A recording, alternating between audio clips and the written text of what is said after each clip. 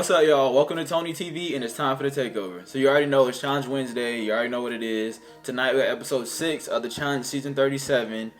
This episode was a little lackluster. Didn't give me all I needed. It was only an hour tonight. I don't know what that's about. Alright, so for this week's daily challenge, it's called Turning Agents. So they're going to be strapped onto the roof of cars, and the car is going to spin around in donuts. And as it spins around in donuts, there's a tank off to the side that has symbols on the side of it. And there's each symbol is different colors, and you have to count the number of each symbol that's on there, and that's going to unlock a detonator box for them, and that'll stop their time. There's a blue team and there's a red team, so you have to look at all your symbols that are in blue and count up how many of each symbol there is, and then that'll correspond to a number on the code for the lock. And there's 4 numbers on the lock that you have to get. Each team, like each partner was getting 2 numbers, the other person was getting 2 numbers, then they would combine it, and then they would have to both unlock their boxes to stop their time.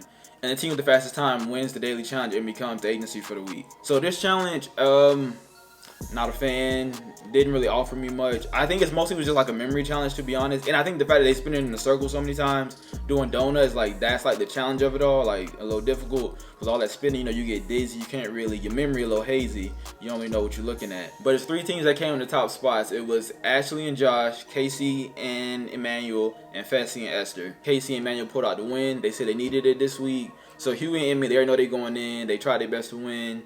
But Huey wasn't communicating with Emmy. Emmy was trying to tell him the codes. Huey wasn't responding. He was up there looking like he was asleep. He wasn't doing nothing. So obviously they lost. They both know there's no reason to fight it because at the end of the day, the votes are going to align for them to go in. And they know that they need to separate from each other and not be partners anymore if they want to further their chances in the game. So they already know the deal. They know what's up. They know they got to go in, do what they got to do. And hopefully they come back.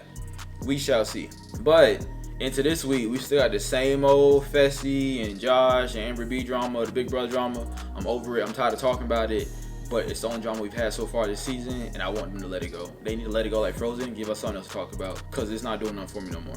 But Esther and Josh hooking up, which is very messy, by the way. They apparently like each other, and now they talking and kissing, and yeah.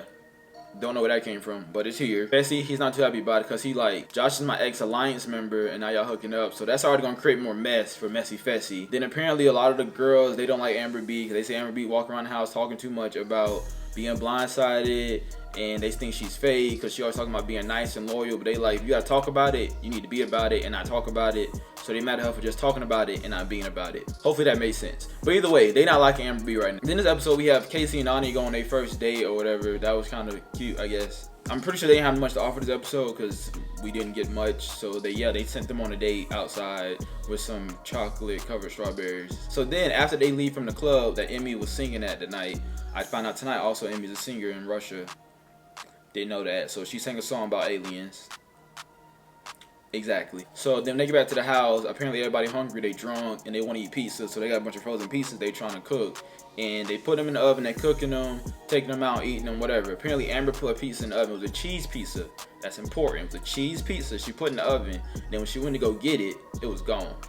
So now we got the cheese gate of who ate the cheese pizza. It's missing. Amber mad. So now she walking around the house. She pissed about it. So Corey and Tori start this whole thing when they tell Amber that Fessy's the one that ate her pizza to get her riled up. Now she go confront Fessy about it. And the conversation go from about the pizza to her being blindsided.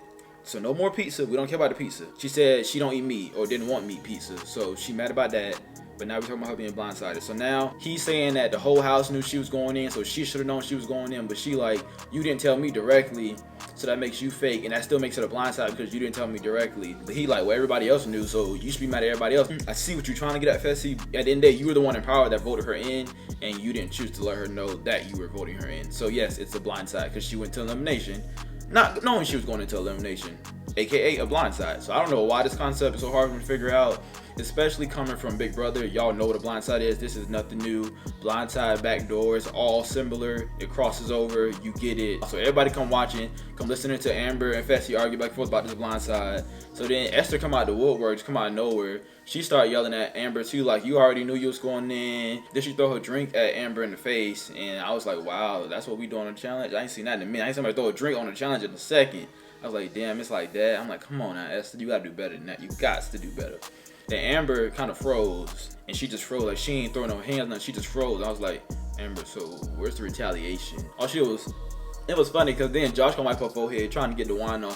Like, Josh, just let her sit in the wine at this point. It's okay. The wine is just gonna be, she's just gonna be wet for the rest of the argument.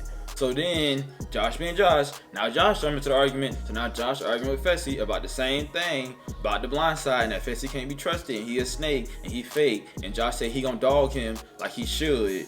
I would like to see it. I didn't see nothing. So pretty much, y'all, the episode ended with them still arguing, and then at the very end, Fessy mushes Josh in the face, and that's how the episode ends. So I guess that's gonna lead over to next week, and I think that's why they made the episode so short, to, like, you know, give us a build up of the drama, which hopefully there's something else that comes out of this, because even the argument wasn't that great, to be honest. I want to see what's gonna come next. Apparently TJ finna come to the house, and you know, TJ come to the house is never good news. So I feel like somebody going home, but I don't know who. I feel like it's gonna be Fessy, because I mean, Fessy was the one that technically put his hands on somebody else. So normally, if you don't want to put your hands on somebody else, you go home. But also sometimes it's like both people that was in the altercation both have to go home. But then you also got Esther, who threw a drink on Amber, so she also could be going home.